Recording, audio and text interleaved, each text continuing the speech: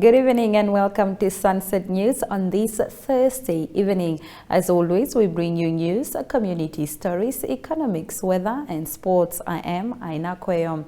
In the news tonight, the principal officer of the Namibian Building Workers Pension Fund, Enwich Kadhondu, says the fund remains sustainable despite the erratic nature of the construction industry due to business trends. Kadhondu adds that should the Financial Institutions and Market Act clause on pension preservation pass, it will ensure it complies with the provision of the clause. Ohone Tlage reports. In terms of sustainability of the fund, we have not experienced any problems in terms of, let's say, the liquidity of the fund due to this nature of the industry. We have not, and we don't foresee experiencing that in the near future.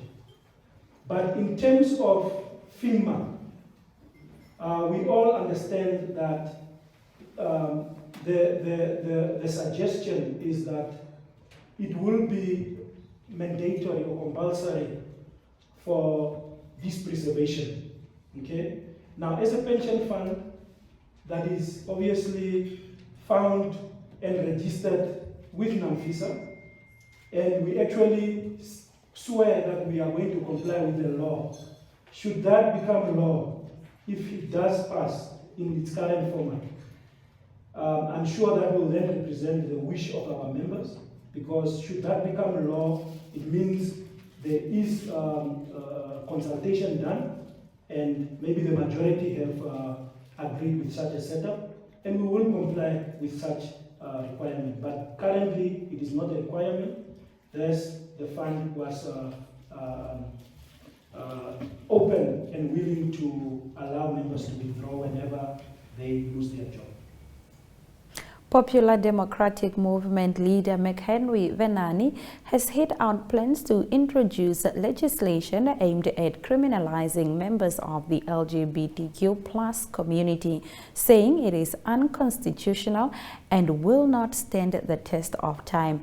Venani said while the party was opposed to same-sex marriages, the PDM would not support the private members' bill proposed by SWAPO lawmaker Jerry Ekanjo that seeks to criminalize persons propagating same-sex marriages. Venani condemned xenophobic remarks that are being made, saying it was necessary. The PDM would not support the bill once it comes back to the National Assembly once recess ends. Now moving over to our next story. The former Education Minister David Namwandi has called for the amendment of Article 20 of the Namibian Constitution, which pertains to the establishment and the maintenance of private schools, colleges, or other institutions of tertiary education. Namwandi made these remarks during the Tertiary Education Sector Strategic Engagement meeting at Safari Hotel, which commenced on Wednesday. At this important gathering, stakeholders from the education sector came together to discuss and address various issues relating to tertiary education in Namibia. Article 20 of the Namibian Constitution grants any individual the right to establish and maintain private educational institutions at their own expense, provided that they meet specific conditions. These conditions include registering the institution with a government department in accordance with applicable laws, maintaining standards comparable to state-funded educational institutions, and ensuring non-discriminatory practices in admission and staff recruitment based on race, color, or creed. Namwandi's primary concern centers around sub-article 4 of Article 20, which mandates that private educational institutions must uphold standards equal to those of their state-funded counterparts. Moving over to our next story, the Trade Union Congress of Namibia Secretary General Mahongora Kavihwa this morning lashed out at the National Power Supplier NamPower and the Electricity Regulatory Board over persistent price increases for power supply in Namibia. According to him, NamPower has failed in its mandate to generate power for Namibia and instead distributes electricity that is mostly imported from abroad. Meanwhile, the ECB is constantly adjusting power prices upwards to be able to cover the largest salaries of directors and top officials, he says. Have a look. Goeiedag, vandag was ek by die vakbondkongres van Namibia Tukna waar die sekretaris-generaal meneer Kavihwa uitgevaar het teen NamPower en die elektrisiteitsbeheerraad, dis die ECB. Hy sê NamPower se mandaat is om krag op te werk en dat hulle hierdie mandaat nie voldoen daaraan nie, eerder voer hulle krag in en verkoop dit dan aan die verspreiders in die land wat dit dan aan Namibiërs weer verkoop, wat net die pryse opstoot en dat ECB hierdie mislukking toelaat en net pryse aanpas om te verseker dat direkteure en hoofbeamptes by hierdie instansies hulle salarisse kan kry. Maar kyk die video en lees môre in Republikein. NamPower, to start with, it was established as a power generating company. And for the past 32 years, they never constructed any single power generating plant. As we speak today, we are importing 71.2% of electricity. We have the 28.8% from Ruacana. And you know that the Ruacana plant was built before independence. Currently now, they've relegated and abandoned their legal mandate of generating electricity, meaning that they become middlemen where they buy electricity and they sell to the rents. The Electricity Control Board have been also entertaining this failure of NamPower by continuously increasing the tariffs. In our story of the day segment, trips taken abroad should not be done at the expense of taxpayers. This story after the break.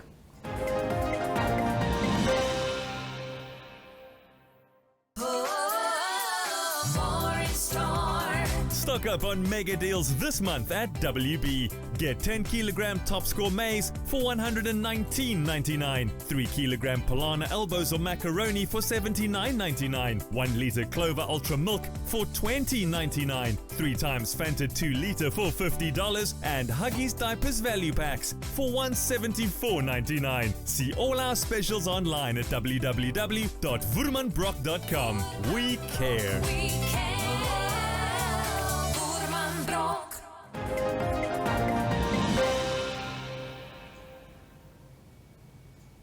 Popular Democratic Movement leader McHenry Venani says trips taken abroad by politicians to study how countries have developed are not necessary and should not be done at the expense of taxpayers. Have a look. One matter, and that is the matter of S&T of politicians.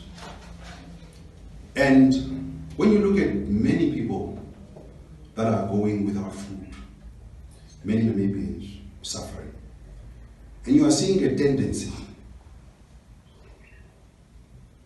in this country where politicians travel to countries in the name of understudy.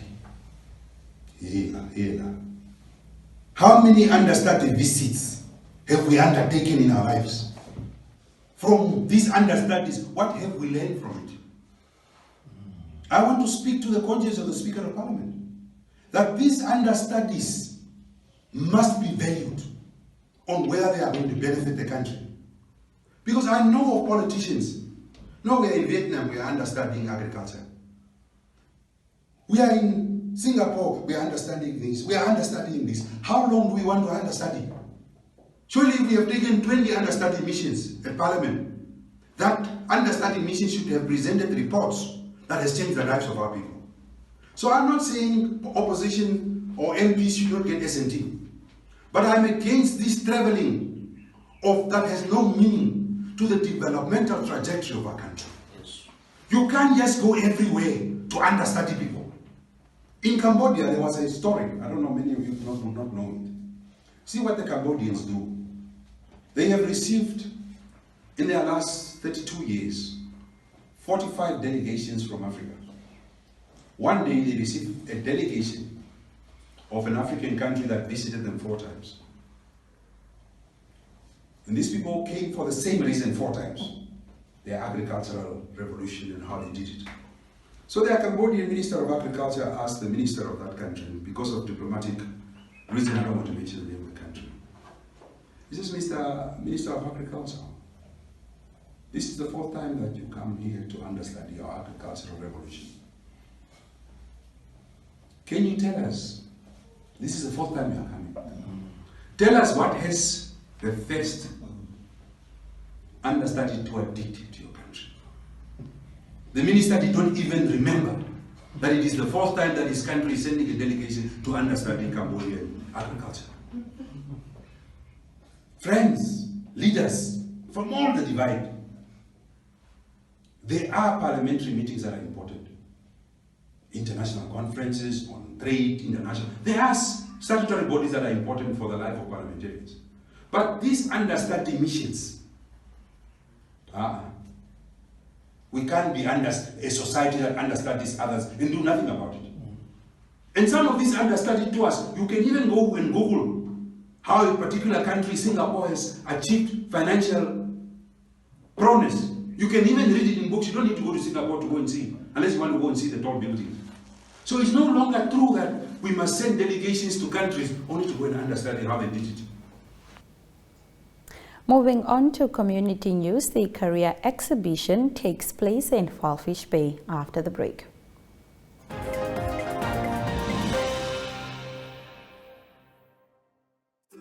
Taking care of children can be one of the busiest jobs in the world. That's why CrècheGuard is here to give you a little help along the way. Start the day with CrècheGuard's immune syrup to help build a strong immune system. CrècheGuard also offers other tasty supplements, such as omega-3 chews to support brain development. And for healthy little tummies, look for CrècheGuard's range of probiotics that come in drops, sprays, and delicious choc bars. Trust in CrècheGuard every day for healthy little bodies and developing minds.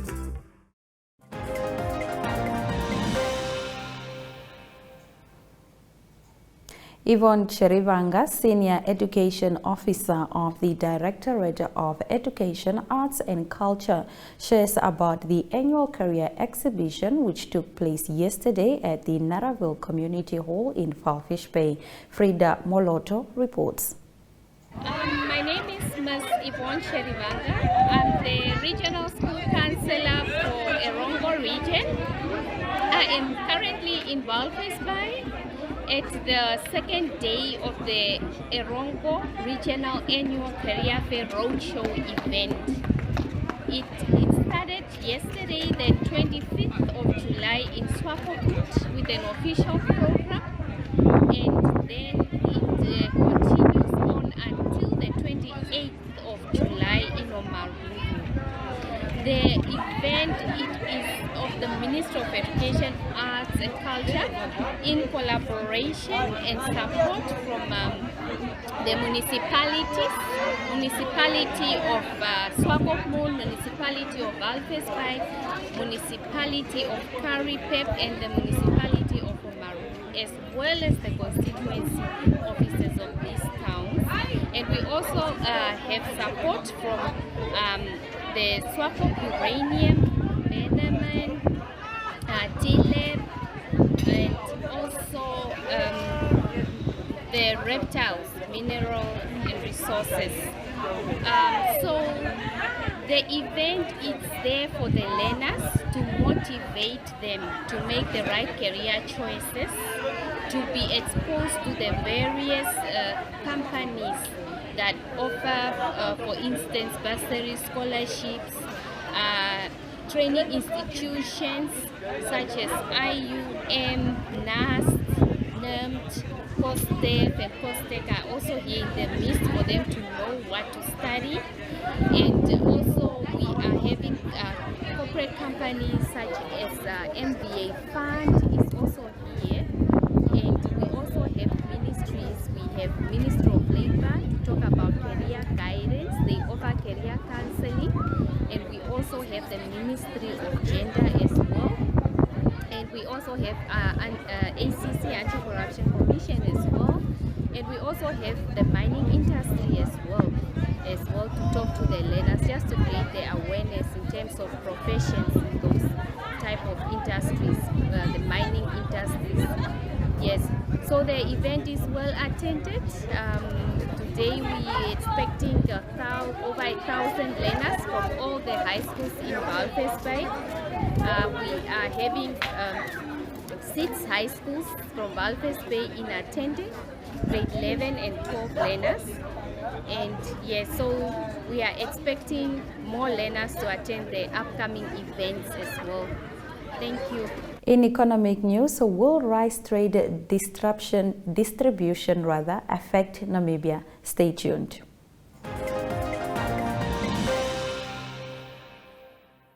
The next days are not a measurement of time, but the distance from here to the finish line. For the race you are running, for your kids, your career, your health, your future, not away, but towards it. While the voice in your head reminds you it won't be easy. But by simply swinging your feet towards the floor, you've taken the first step. Grow for it with Stamino Grow. 5-in-1 supplement available at all leading pharmacies.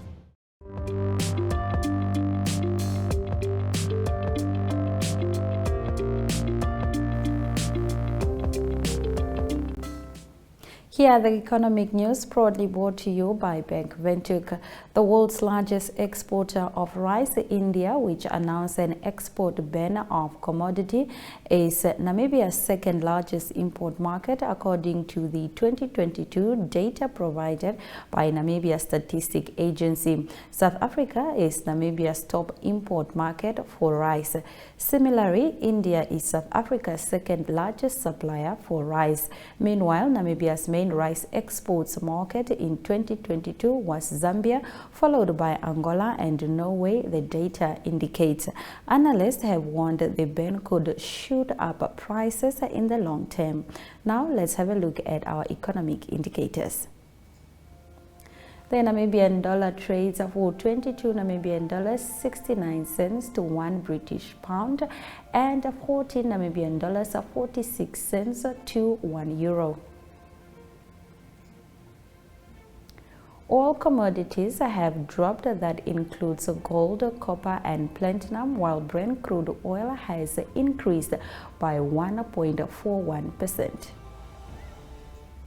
In our international news, climate change poses near immediate threats to global agriculture. After the break.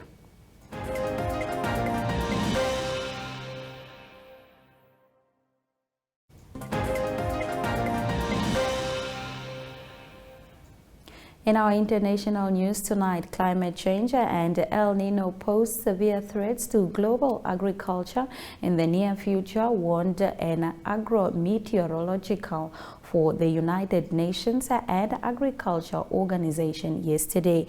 Part of FAO agro-meteorologist Oscar Rogers' job is to closely watch the growth of food crops around the world each day. However, he said the shifting climate and extreme weather are making that task more complicated.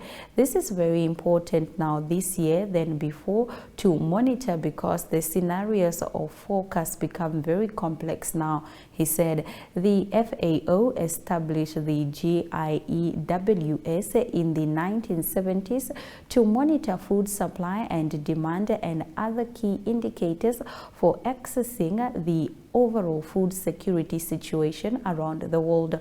More recently, to cope with climate change, the FAO has been vigorously promoting the transformation of agricultural food systems, pushing for more more efficient, inclusive, resilient, and sustainable practices. Have a look. You go to the website of youth, that is the Global Information Early Warning System, you can see which are the hotspots that are affecting which country are, in the agriculture are affected by drought. This is very important now this year than before to monitoring, because the scenario of forecast become very complex now. The aim is to be use the technology to be prepared how we are going to keep the levels of production that we are used to be now, because it's a big challenge for the future. How we can use better the water resource, how we can monitor in the situation and to really mitigate the potential impact of drought. After the break, we return with the weather. Stay with us.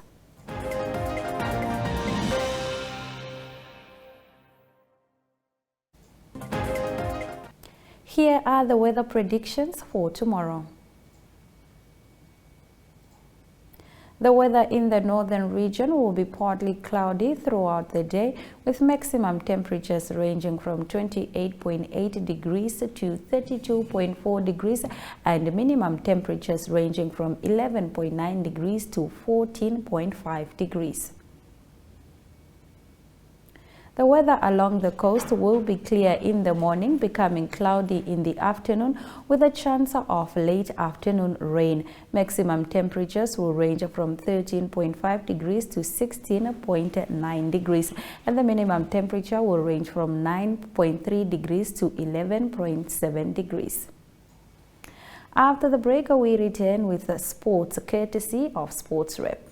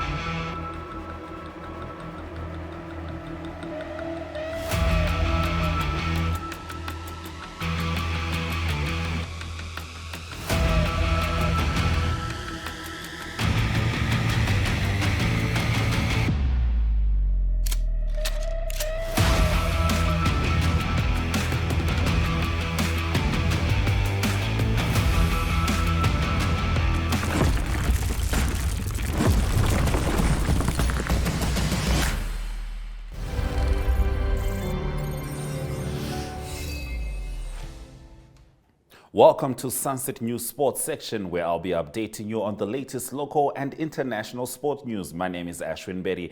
The NFA says clubs have to make use of existing funds and are encouraged to get their own additional funds in order to remain self-sufficient. Namibia Football Association Secretary General Jochen Traut has revealed that the association is not in a position to fund teams battling for First Division playoffs due to the fact that they were already remunerated earlier. This comes after several football clubs and members in football circles expressed dismay over the fact that the teams have had to play without transport allowances. The playoffs have been scheduled to take place in different towns, where teams from the second division have been competing for a place in the first division. The NFA, for the time being, has maintained their stance on the matter. The association says it will only cater to the logistics it deems fit to take care of at that moment. The foundation for the Walvish Bay Salt Junior Eagles' 7-wicket victory was once again laid by their bowlers in Dar es Salaam, Tanzania, during the African qualifiers for the 2024 World Cup in Sri Lanka. Namibia secured a 7-wicket victory when Kenya was bowled out for 64 runs in 30.4 overs. Namibia chased down the target by scoring 67 runs for 3 wickets in 16.4 overs in the second innings. Morris Kariata continued his bull run at the University of Dar es Salaam Cricket Oval with 3 wickets for 10 runs in 5 overs. Kariata is a huge talent for the future and won the Player of the Match award with his excellent spell yesterday. And the 6th edition of the annual Queensab Soccer Bonanza is slated for the weekend of 5 to 6 August in Groot-Alb. The tournament has seen an influx of no less than 32 teams each year and is said to have become the people's choice. The tournament amount is 60,000 Namibian dollars and the entry fee is set at 2,000 per team, 2,500 rather. The winners will receive 30,000 Namibian dollars with 20 gold medals and a floating trophy, while the runner-up will walk away with 14,000 Namibian dollars and 20 silver medals. The 2 semi-final losers will each receive 6,500 Namibian dollars and the 4 quarter-final losers 1,000 each. That's it from the sports desk.